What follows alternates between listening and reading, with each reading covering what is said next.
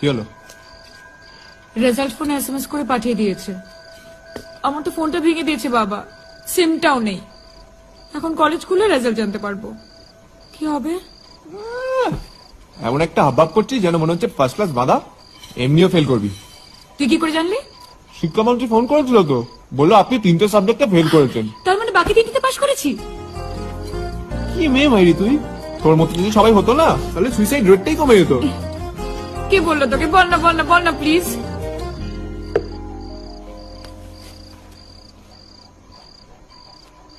মেসেজে দেখ। এটা তো আমার সিম। ফোনটাও তোর। Touch screen. ওই,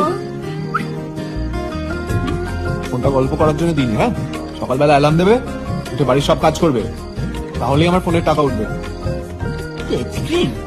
পুরো কুচুপু। কি বললি? কুচুপু বলেছিলাম। ইস, এসব কে শেখা তোকে? বাবা মা শিক্ষা দেয়নি? এসব পাগল।